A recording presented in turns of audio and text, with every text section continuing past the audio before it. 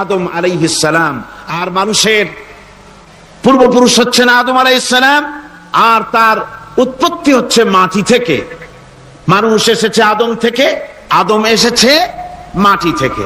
এখন আল্লাহ পাক বলছেন যে আমি হচ্ছি তোমার স্রষ্টা, আমি তোমাকে বানাইছি। কোরআনে কারীমের কথা এভাবে বলছে, কাইফা তাকফুরুনা বিল্লাহি ওয়া কুনতুম আমওয়াতান ফাহিয়াকুম সুম্মা ইউমীতুকুম সুম্মা ইউহয়ীকুম সুম্মা ইলাইহি তুরজাউন। হে মানুষ, তোমরা কিভাবে কুফরি করো, অস্বীকার করো, আল্লাহর সাথে নাফরমানি করো? কিভাবে করো? যে আল্লাহ তোমাকে, তুমি ছিলে মৃত্যু, তোমাকে আল্লাহ পাক জিন্দা করেছেন, এই জিন্দা থেকে আবার মৃত্যু করবেন, আবার মৃত্যু থেকে তোমাদেরকে জিন্দা করবেন, আবার সেই আল্লাহর কাছে তোমাদেরকে ফিরে আসতে হবে। সুতরাং মানুষ জন্মের পূর্বে সব মৃত্যু ছিল, একথা তো আজ বিজ্ঞান সম্মত কথা, বৈজ্ঞানিক সত্য কথা। মানুষ জন্মের আগে মৃত্যু ছিল। কিভাবে? মানুষের উৎপত্তি কোত্থেকে এলো? কোরআনে কারীম তা পরিষ্কার করে বলছে, তোমাকে কিভাবে সৃষ্টি করেছে তুমি দেখো। সন্তান মায়ের জরায়ুতে আসার পূর্বে সে ছিল পিতার শুক্রকীট আর মায়ের ডিম্বাণু, অর্থাৎ স্পার্মটোজোন এবং ওভাম, এই দুটি জিনিসের মধ্যে সে বিভক্ত ছিল। মায়ের বক্ষপিঞ্জর এবং পিতার পৃষ্ঠদেশ থেকে সবেগে নির্গত এক ফোঁটা পানি দিয়ে আমি আল্লাহ পাক তোমাকে সৃষ্টি করেছি। কোরআনে কারীম বলছে, হাল আতা আলাল ইনসানি হিনুম মিনাদ দাহরি লাম ইয়াকুন শাইআম মাযকুরা। মানুষের জীবনে কি এমন এক সময় এসেছিল না যখন সে উল্লেখযোগ্য বিষয় বস্তু হিসাবে পরিগণিত ছিল না?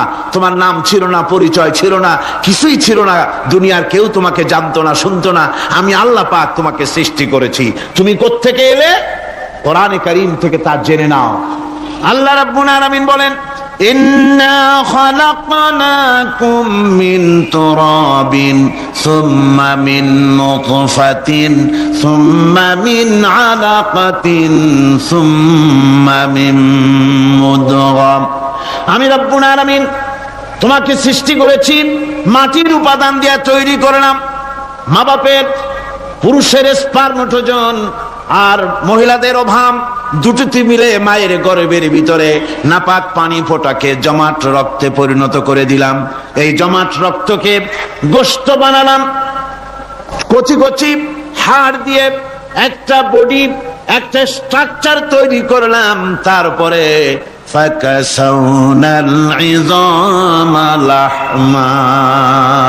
গোশত দিয়ে, রক দিয়ে, চামড়া দিয়ে সুন্দর করে ছাউনি দিয়া মায়ের গর্ভের ভিতরে আমি আল্লাহ রব্বুল আলামিন তোমাকে বানাইছি।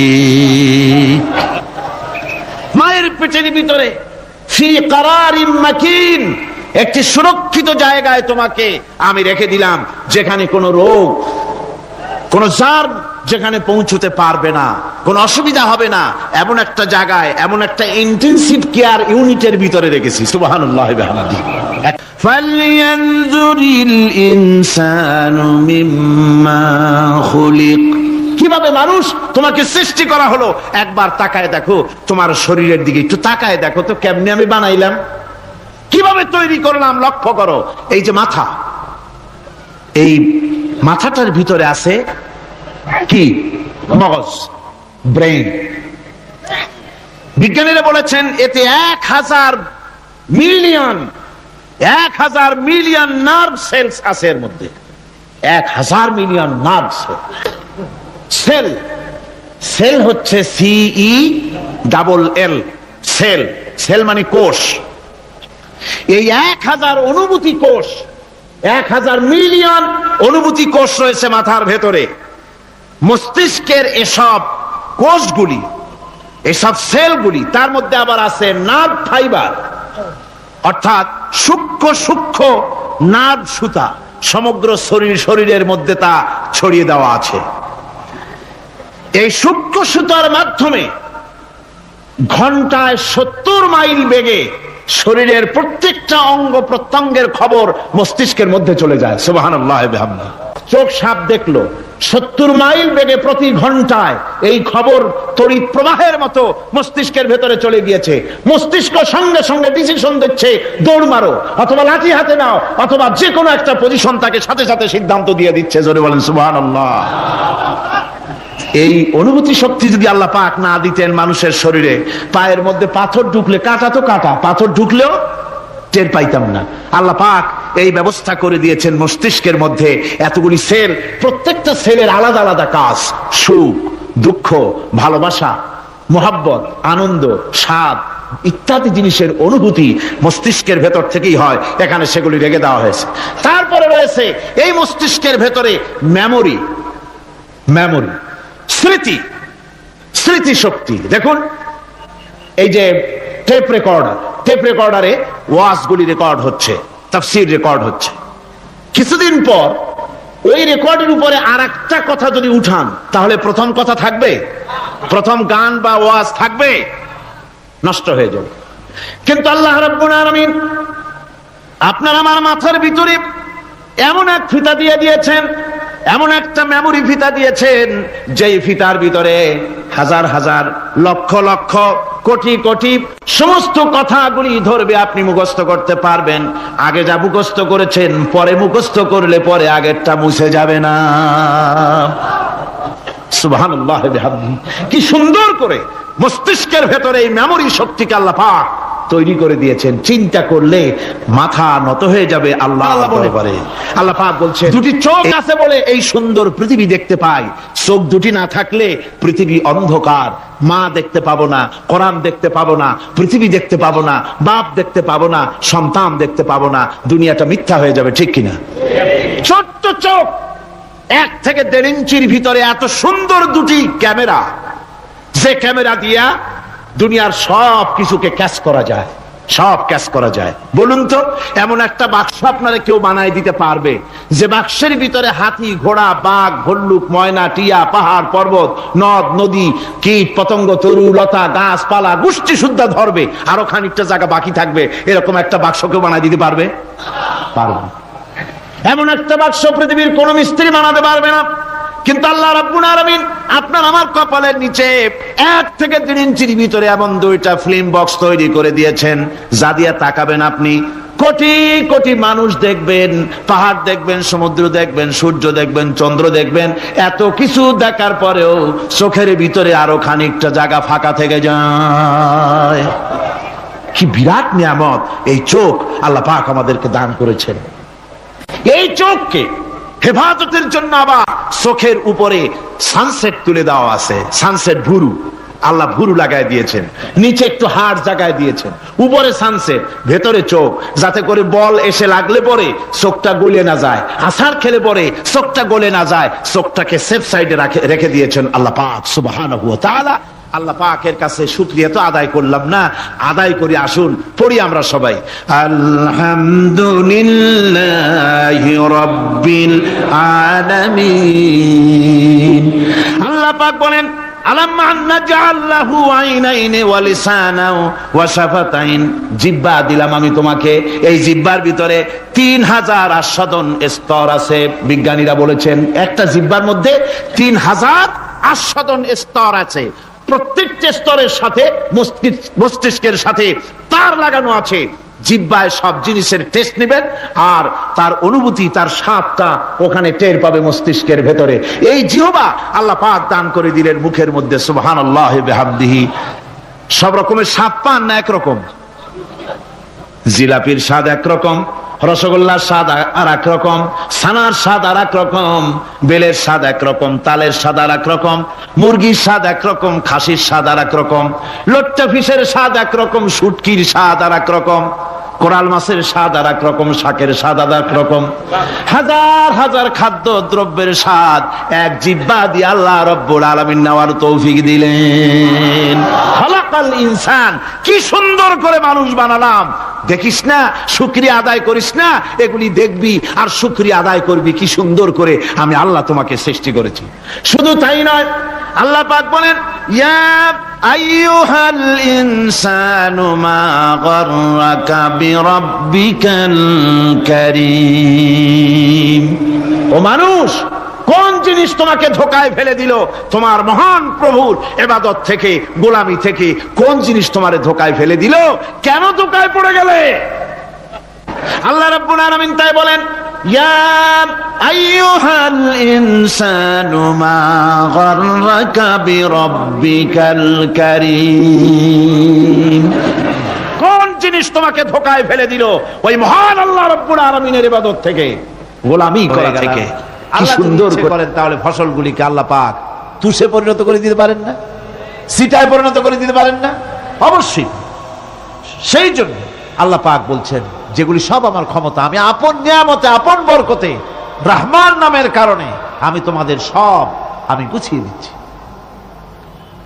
আল্লাহ পাক ফসলের জন্য, আপনার জমিনের ফসলের জন্য আল্লাহ পাক বিনা পয়সায় সারের ব্যবস্থা করে দিয়েছেন। জোরে কোন সুবহানাল্লাহ। সেই সারটা হচ্ছে কি? ওয়া মিন আয়াতিহি আইয়ুরিকুমুল বারকা খাউফান ওয়া তামআম ওয়া ইউনাজ্জিলু মিনাস সামাই মা। আল্লাহ পাক বলেন, আমি আমার নিদর্শনাবলীর ভিতরে এটা হচ্ছে নিদর্শন, যে আকাশে বিদ্যুৎ চমকায়, মেঘের গর্জন আর বিদ্যুতের চমক, এ সবগুলি আমার নিদর্শন। বৃষ্টির পানির সাথে এগুলি এসে জমিনের ফসলকে বৃদ্ধি করে দেয়। জোরে বলেন সুবহানাল্লাহ। কৃষিবিদরা বলেছেন, যে বছর আকাশে যত বেশি বিদ্যুৎ চমকায়, সে বছর জমিনের ফসল তত বেশি বৃদ্ধি পায়।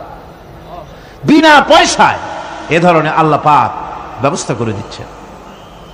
এরকম দরিয়ার মাছ, গোশত, তরি তরকারি, ফল, মৌসুম উপযোগী যা কিছু প্রয়োজন, এ সব কে দিচ্ছেন? বলেন না, কে দিচ্ছেন? ওয়ামা মিন দাব্বাতিন ফিল আরদি ইল্লা আলাল্লাহি রিজকুহা। এই পৃথিবীর বুকে এমন কোন বিচরণশীল জীব নাই যে জীবের রিজকের দায়িত্ব আল্লাহ পাক নিজ হাতে গ্রহণ করেন নাই। এবার দেখেন আল্লাহ পাক আরো বলছেন, ওয়াকাইয়্যিম মিন দাব্বাতিন লা তাহমিলু রিজকুহা আল্লাহু ইয়ারযুকুহা ওয়া ইয়্যাকুম। বহুত প্রাণী এমন আছে যে প্রাণীরা রিজেককে সঞ্চয় করে না। আমাদের রিজক তো সঞ্চয় করা আছে, আমাদের ব্যাংকে টাকা আছে, গোলায় ধান আছে, চাউল আছে, আছে কিনা? কম থাকুক বেশি থাকুক, আছে তো। কিন্তু পৃথিবীতে এমন বহু প্রাণী আছে যাদের কোনো সঞ্চয় নাই।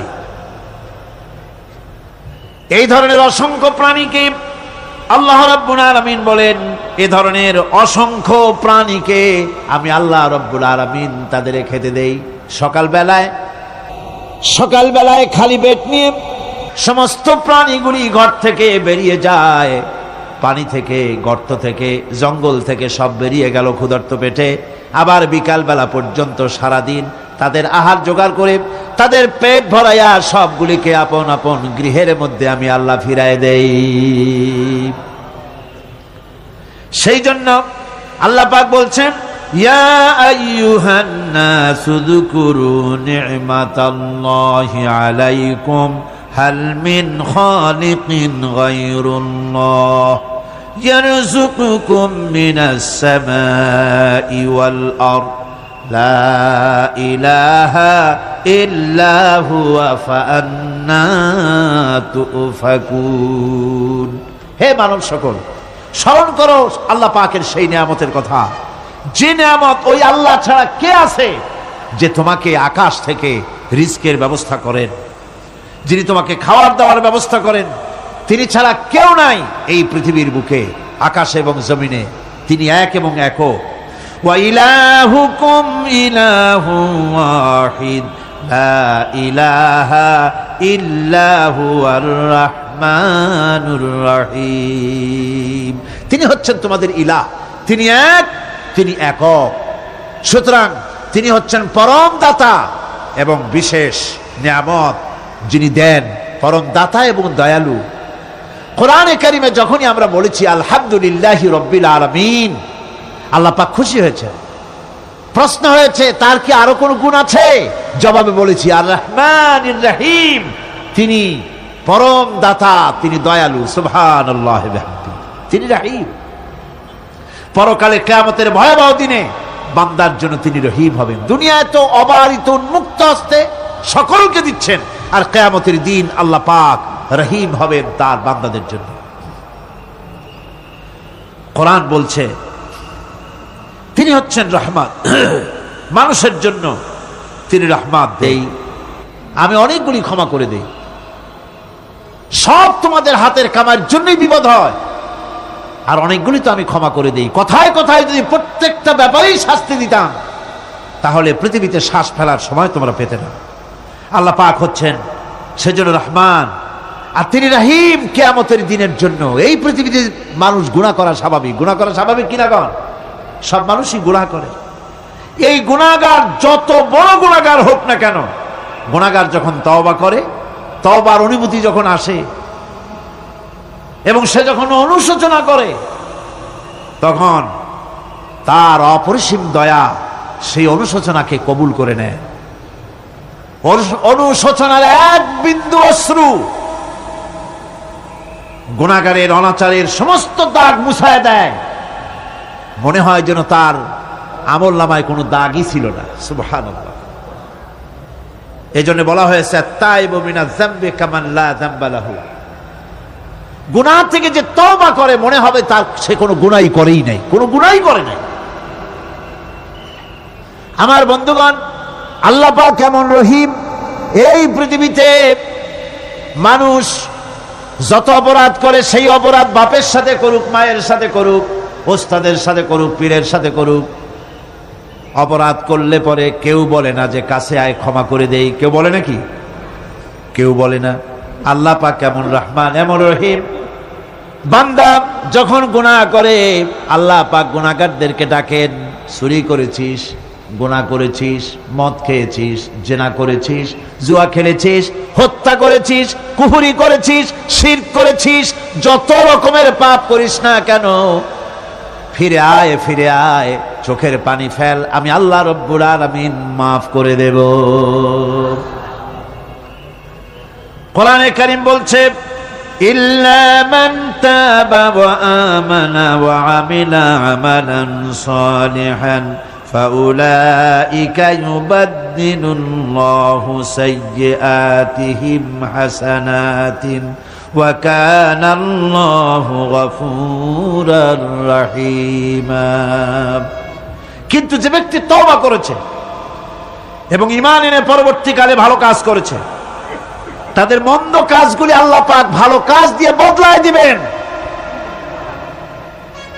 এত বড় একটা কথা শুনে সুবহানাল্লাহ মুখ থেকে বেরোলো না? গুনাহগার যত গুনাহ করেছে সে যদি তওবা করে, ওই সব গুনাহ যদি না করে, তার সাইয়্যাতগুলি আল্লাহ পাক হাসানাত দিয়ে বদলায় দিবেন। মানুষেরা চুরি করে, ডাকাতি করে, জিনা ব্যভিচার করে, যা কিছুই করে, থানায় ধরা পড়ে। থানায় ধরা পড়লে তারপরে তার বিরুদ্ধে চার্জশিট হলো, এরপরে তার জেল হলো, ছাড়া পেল, আবার অন্যায় করলো, আবার ধরা পড়লো, যতবার জেল হলো ততবার ছাড়া পেল, কিন্তু থানায় দাগী আসামিদের খাতায়, চোরের খাতায়, ডাকাতের খাতায় নামটা তার মোছা হয় না, থানায় নামটা থেকেই যায়। কিন্তু আল্লাহ রাব্বুল আলামিন এমন এক বিচারক, এমন রহমান, এমন রহিম, মানুষ যদি গুনাহ করে, যত বড় গুনাহ করুক, এই গুনার পরে সে যদি অনুশোচনা করে, তওবা পড়ে, গুনাহ থেকে যদি ফিরে থাকে, আর যদি সেই গুনাহ না করে, আল্লাহ পাক বলেন শুধু মাফ করি না, গুনার খাতায় যে নামটা ছিল, নামটাও আমি আল্লাহ মুছে ফেলে দেই। এই হচ্ছে রহমান, এই হচ্ছে রহিম, এই হচ্ছে তার অফুরন্ত দয়া, যে দয়ার কোনো শেষ নাই। এক্ষেত্রে আল্লাহ রাব্বুল আলামিন তার দয়া ও ক্ষমার বিশাল ব্যক্তির কথা উল্লেখ করেছেন, যার কোনো সীমা নাই। কোরআনে কারীম বলছে قل يا عبادي الذين أسرفوا على أنفسهم لا تقنطوا من رحمة الله। হে আমার ওই সব বান্দাগণ যারা নাকি পাপাচার করে, অশ্লীলতার মধ্যে নিমজ্জিত হয়ে নিজেদের জীবনকে নষ্ট করেছে, তোমার অনাচার যত কঠিন হোক, যত বেশি হোক, আমার রহমত থেকে নিরাশ হয় না। সুবহানাল্লাহ। আমার একটা ভাগ সারা পৃথিবীতে ছড়িয়ে দেওয়ার পর যেটুকুনো পেলাম, সেই ভালোবাসার তীব্রতা যদি এত বেশি হয়, আকর্ষণ যদি এত বেশি হয়, তাহলে এই 99টা মহব্বত, দয়া, রাহমানিয়াতের, দয়ার, রাহিমিয়াতের যে গুণগুলি আল্লাহ পাক নিজের কাছে রেখেছেন, সেই মাবুদের দয়া তার বান্দার প্রতি কত বেশি। কি বিরাট মহব্বত! রাসূল করিম সাল্লাল্লাহু আলাইহি ওয়াসাল্লাম বলেছেন, সাহাবীরা, একটি লোক উটের পৃষ্ঠে চড়ে কোথাও যাচ্ছিল, প্রতিমধ্যে বিশ্রাম করল। বিশ্রাম থেকে উঠে দেখে তার উট নাই। সে উটের পৃষ্ঠে তার খাদ্য ছিল, পানীয় ছিল, সব ছিল। এই লোকটা কেমন পেরেশান হয়? সাহাবীরা বললেন, হুজুর, এ তো মারাত্মক পেরেশানি। উটের মরুভূমির জাহাজ, উট হারায় গেছে, তার খাদ্য হারাইছে, পানি গেছে, সব শেষে তো মরা ছাড়া পথ নাই। দারুণ উৎকণ্ঠিত হবে লোকটা। হুজুর বলেন, এই লোকটি পেরেশান হয়ে আস।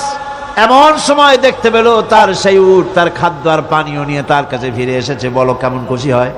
সাহাবীরা বলেন, হুজুর, এর থেকে এই লোকটির খুশির আর কিছু থাকতে পারে না।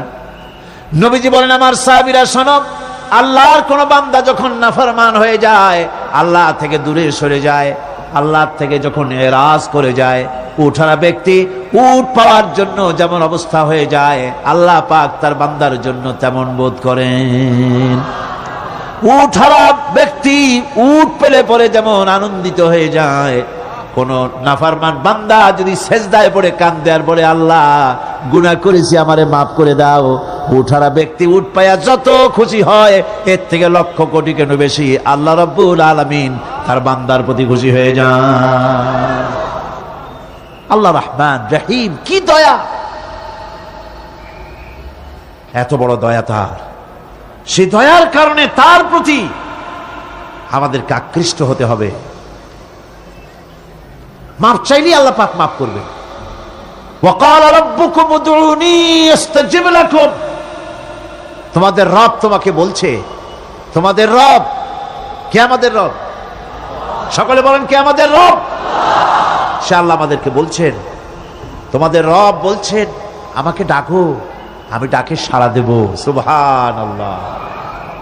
এরকম একটা অনুভূতি আমার নিজের হয়েছিল, আমার নিজের একটা অনুভূতি। কাবা শরীফের ভিতরে যখন আল্লাহ পাক আমাকে প্রবেশের সুযোগ দিয়েছিলেন, কাবা শরীফের মধ্যে, তখন তার রসমে কাবা নাই। কাবার ভেতরে ঢুকলে তখন চতুর্দিক কিবলা, চতুর্দিকে ফিরে দুরাকাত না করে নামাজ পড়লাম।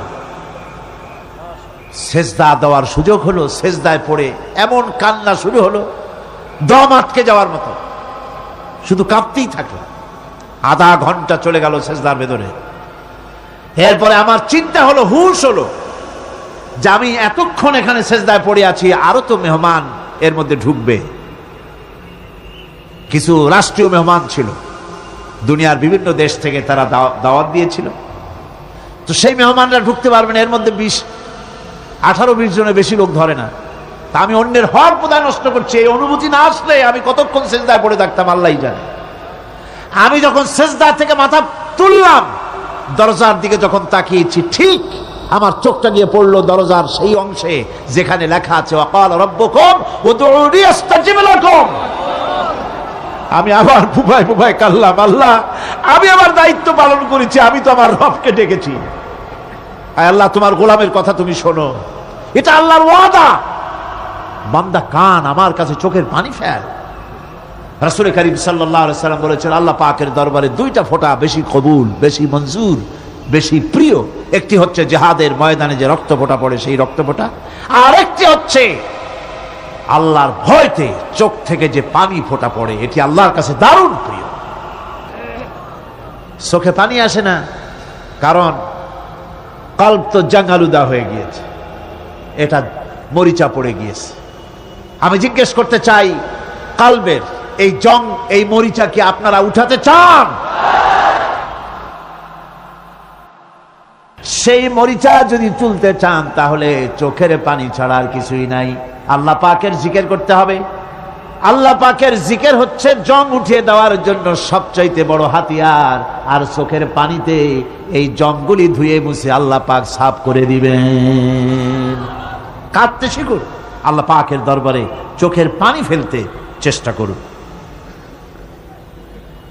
কিয়ামতের দিন আল্লাহ পাক যদি রহিম না হন, বাঁচার কোনো উপায় নেই। বাঁচার উপায় আছে? উপায় নেই। আল্লাহ যদি হিসাবের জন্য ধরেন কিয়ামতের দিন কাউকে, হিসাবের জন্য যদি ধরেন, তাহলে জাহান্নাম ছাড়া পথ নাই। এই জন্যে আল্লাহুম্মা হাসিবনি হিসাবান ইয়াসীরা, এই দোয়া পড়তে হবে।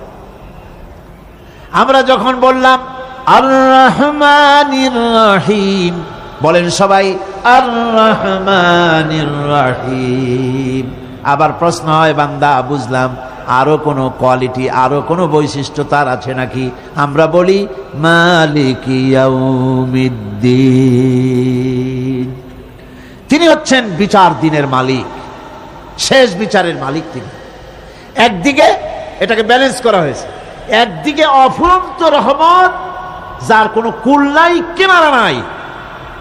এখন আদল দরকার। এখন কি দরকার? আদল, ইনসাফ দরকার। আল্লাহ পাক একদিকে অফুরন্ত রহমত আর নিয়ামত দিয়ে পৃথিবীকে ছেড়ে রেখেছেন, অপর দিকে বলেছেন আমি হচ্ছি বিচার দিনের মালিক, সেদিন আমি বিচার করব। সেই বিচারের ভিতরে কোনো পক্ষপাতিত্ব থাকবে না, হবে না। সেখানে তিনি হবেন হাকামুল হাকিমিন, ওইটা হবে সুপ্রিম কোর্টের সুপ্রিম কোর্ট।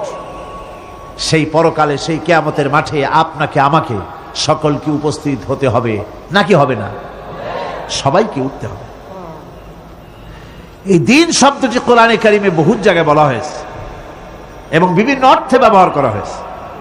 যেমন দিন শব্দের অর্থ প্রভাব, প্রতিপত্তি, আধিপত্য, ইতাআত, বন্দিগি, দাসত্ব, আনুগত্য, নীতি, পথ, পন্থা, হিসাব, ফয়সালা, প্রতিদান, প্রতিফল, এরকম অনেক অর্থ, অনেক অর্থে দিন শব্দ কোরআনে কারিমের মধ্যে ব্যবহৃত হয়েছে।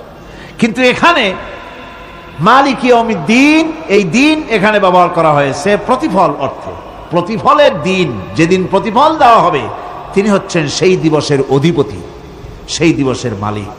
সূরা ইনফিতারে আল্লাহ পাক বলছেন ওয়ামা আদরাকা মা ইয়াউমুদ্দিন সুম্মা মা আদরাকা মা ইয়াউমুদ্দিন, বিচারের দিনটি কি তা তোমাকে কে জানালো? আবার জিজ্ঞেস করছি, তোমাকে কে জানালো বিচারের দিনটা কি?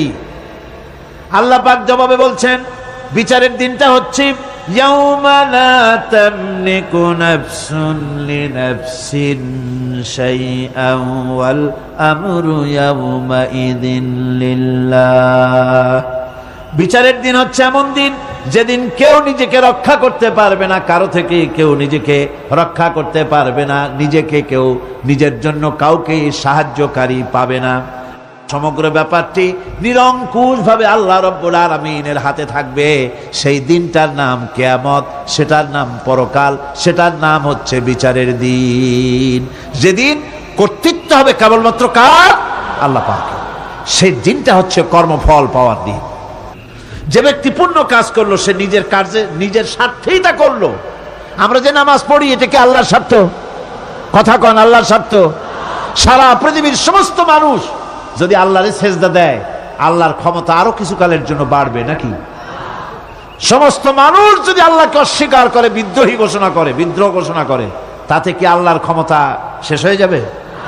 নাউযুবিল্লাহি মিন যালিক। যেমন ছিলেন তেমনই থাকবেন। সুতরাং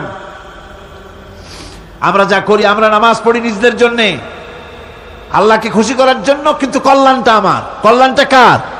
আমার। রোজা, হজ, যাকাত, তেলাওয়াত যা করি সব আল্লাহকে খুশি করার জন্য, কিন্তু স্বার্থ পুরাটাই আমার, আমার কল্যাণের জন্যই আমি করি। এবং আল্লাহ হচ্ছেন তিনি তোমাদের রব। ওমা রব্বুকা বিযাল্লামিল লিল আবিদ, তোমাদের রব হচ্ছেন তিনি যিনি বান্দাদের উপরে কখনো অত্যাচার করেন না, জুলম করেন না, মেহেরবানি দিয়ে যিনি ছেয়ে রাখেন, তিনি হচ্ছেন আল্লাহ পাক। সুতরাং সেই কিয়ামতের মাঠে আল্লাহ পাকের দরবারে আমাদের সকলকেই উঠতে হবে। আল্লাহ পাকের দরবারে আমাদের সামনে, আল্লাহ পাকের সামনে দাঁড়াতে হবে। সেদিন আমাদেরকে কেউ বাঁচাতে পারবে না। সেদিন আল্লাহ পাক এর দরবারে যেন আমরা আসামি না হই, সেজন্য এই পৃথিবীতে কোরআন অনুযায়ী আমাদের জীবন গড়তে হবে, সুন্নাহ অনুযায়ী জীবন গড়তে হবে, তাহলে পরকালে আল্লাহ পাকের কাছে নাজাত পাওয়া যাবে। বড় কঠিন জায়গা, বড়ই কঠিন জায়গা। আপনি ইউরোপে যান, আমেরিকায় যান, যেখানেই যান না কেন, বিদেশে গেলে সেখানে বন্ধু বান্ধব আছে, ফরেন কারেন্সি সংগ্রহ করে যেতে হয়। আর যদি বন্ধু বান্ধব না থাকে তাহলে ফরেন কারেন্সি তো সংগ্রহ করে নিয়ে যাবেনি, সেটা দিয়ে আপনার উপকার হবে। কিন্তু এমন একটা দেশে আমরা যাব, আমাদের সকলকে যেতে হবে, ওই দেশটার নাম কি? পরকাল। ওটার নাম কি? পরকাল। ওই পরকালে আমরা যে উঠবো, সেখানে কোনো আত্মীয় স্বজন মিলবে? মিলবে না। আল ইয়াউমা লা ইয়ানফাউ মালুন ওয়ালা বানুন, ধন, সন্তান, সন্ততি, সম্পদ কোনো কাজে লাগবে না কিয়ামতের মাঠে। সেদিন আমাদের উঠতে হবে খালি হাতে, সেখানে উঠতে হবে। কোনো ফরেন কারেন্সি দিয়ে কাজ হবে না, বন্ধু বান্ধব মিলবে না, কারেন্সিও মিলবে না। এমন একটা কঠিন জায়গা, যেখানে মাথার উপরে হবে প্রচন্ড সূর্যের কিরণ, পায়ের তলে হবে তামার মতো জমিন।